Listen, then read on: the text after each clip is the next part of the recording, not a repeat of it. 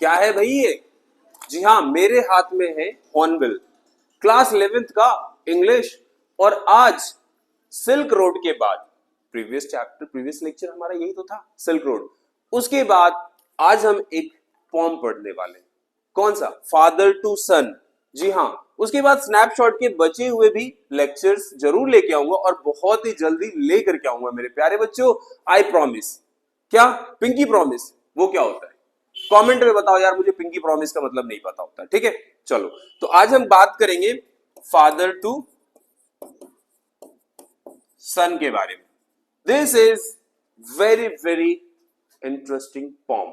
एक क्वेश्चन तो एग्जाम में आते जाता है, तो चाहते हो आप हॉर्नबिल को कंप्लीट करना ना, तो और भी इसके सारे सारे इंपॉर्टेंट चैप्टर्स मैंने अपने आपके इस चैनल पे डाल रखे हैं, तो आप जाके देख सकते हो।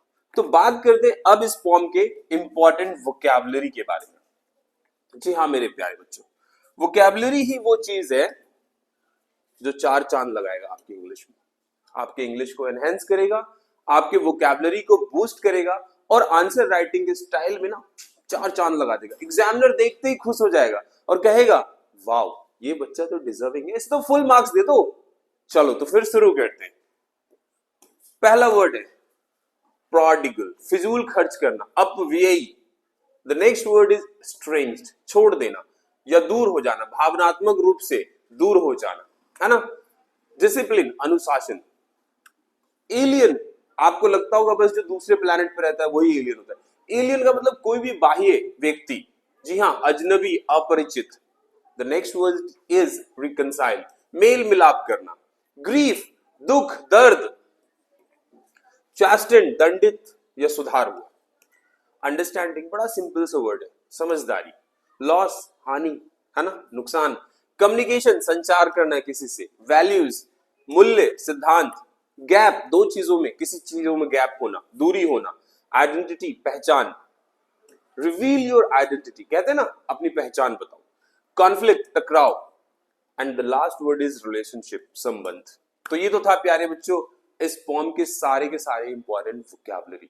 फटाफट से स्क्रीनशॉट ले लो और चलते हैं इस पॉम की समरी की तरफ। क्या कुछ कह रहा है ये समरी फादर टू सन, देख लेते हैं फटाफट से।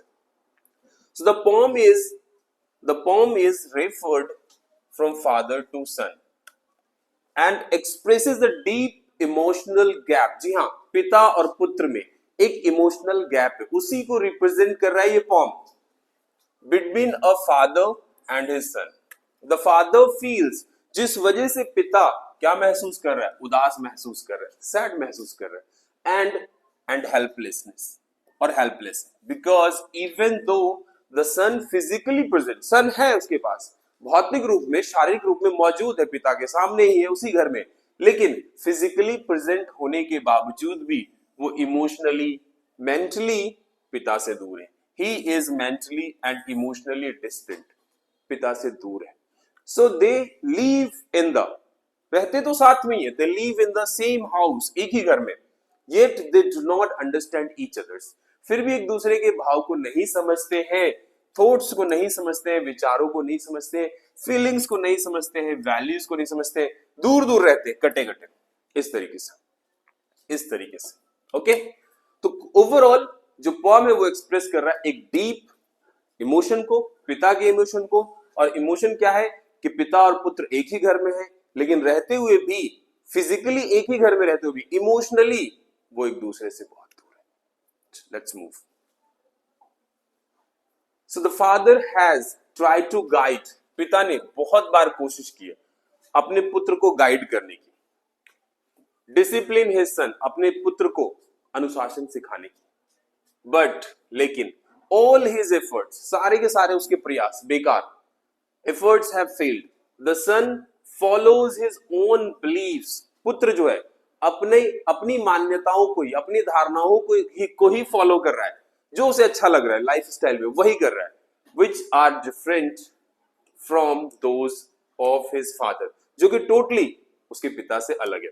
सो this difference creates a sense of loss, अपने आप में उसके पिता के मन में ये जो डिफरेंस है ना, ऐसा लग रहा है वो कुछ खो चुका है। उसके पिताजी को लग रहा है कि मैंने जिस पुत्र को जन्म दिया, जिसे मैं अपना सहारा मानता था, वो कहीं ना कहीं मुझसे दूर हो चुका है, मैं उसे खो चुका हूं, गवा चुका हूं, है ना। And making the father feel as if he has lost his son, और ऐसा लग रहा है पिता को कि वो अपना पुत्र खो चुका है, गवा चुका है। Even though he is alive, जीवित होने के बावजूद भी पुत्र जो है पिता से दूर दूर है। और ये सच्चाई है, आज के डेट की सच्चाई है। So the father compares this situation, पिता जो है इस सिचुएशन को कंपेयर करता है to living in a foreign land. ऐसा लग रहा है कि वो किसी विदेश में रह रहा है, पुत्र के साथ ही नहीं है। एंड शोइंग हाउ अनफैमिलियर, और दिखा रहा है पिताजी कि कितना जो है अनफैमिलियर है। जो इस बालक के पिता है वो, उनको ऐसा महसूस हो रहा है कि वो कितना अपरिचित है, एक दूसरे से कितना अलग है और कितने अकेले। He feels in his own home, अपने घर में परायेपन की भावना में जी रहे वो। He is feeling alienated. So in the end, अंत में he expressed a strong desire. लेकिन पिता फिर भी हार नहीं मानता है, उसके मन में अभी भी एक डिजायर है, एक इच्छा है, और वो एक मजबूत इच्छा प्रकट करता है फॉर रिकॉन्सिलेशन, मेल मिलाप का। पिता चाहता है कि मैं अपने पुत्र को समझाऊं, मनाऊं, और वो मेरी बात को शायद समझे, और मेरी बात को, मेरी जज्बात को समझे, और शायद वो मेरी बात को मान जाए और सही रास्ते पे चल पड़े जिससे उसका भला हो। तो अभी भी पिता के मन में एक स्ट्रॉन्ग डिजायर है कि मैं रिकंसिलेशन कर लेता हूं। So he does not want control over his son. Actually उसके पिता जो है वो अपने पुत्र पे कंट्रोल नहीं करना चाहते, वो नहीं चाहते कि उसे बांध के फिजिकली रखे, बल्कि वो ये चाहते हैं, इंस्टेड ही वांट्स लव, वो चाहते हैं कि उसका पुत्र जो है उनसे लव करे, प्रेम करे, उनको समझे, एंड जेन्युइन इमोशनल बॉन्ड, दोनों के बीच में एक बहुत ही अच्छा, एक मजबूत संबंध। The pome highlights the universal problem, और जी हाँ, ये पोम जो है यूनिवर्सल प्रॉब्लम को रिप्रेजेंट कर रहा है मेरे प्यारे बच्चों, इसको ध्यान रखना। Universal problem of generation gap.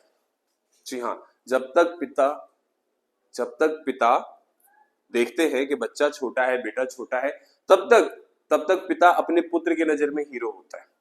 लेकिन जैसे ही पुत्र बड़ा होता है, पिता थोड़े से और बूढ़े हो जाते हैं, तो एक जनरेशन गैप आ जाता है, और इस वजह से कहीं ना कहीं न्यू जनरेशन पुरानी जनरेशन से दूर होने की कोशिश करते हैं।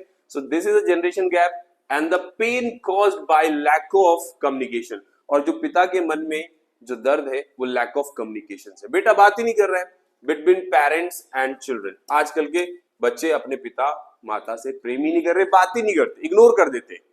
सो दे here actually this problems is a universal problem just because of universal gap.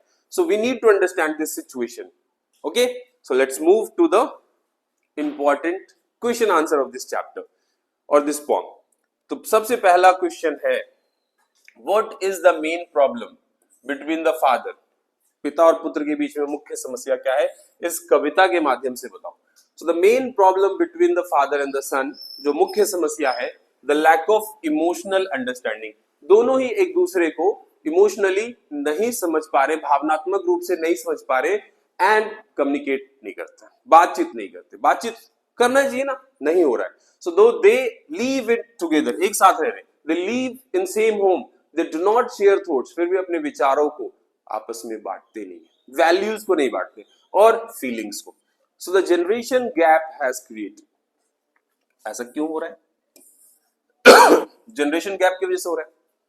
And distance between them, इसी वजह से, जनरेशन गैप की वजह से दोनों पिता और पुत्र में दूरियां आ चुकी है। Making the father feel lonely and helpless, और पिताजी महसूस कर रहे अकेलापन को और असहाय महसूस कर रहे। The next question, what does the father desire, पिता की क्या इच्छा है at the end of the poem?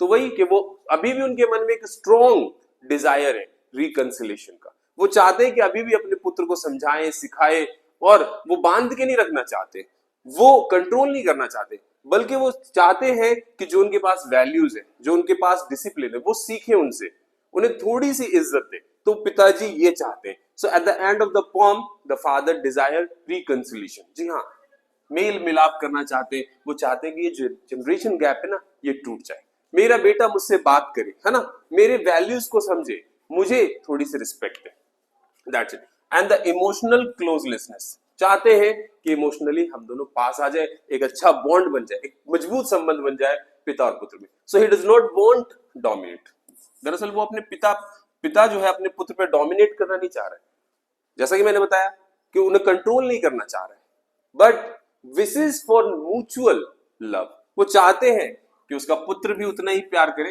अपने पिता से जितना पिताजी कर रहे हैं। सो और समझे उसे, an understanding and a strong father son bond, और पिता और पुत्र में एक मजबूत संबंध हो।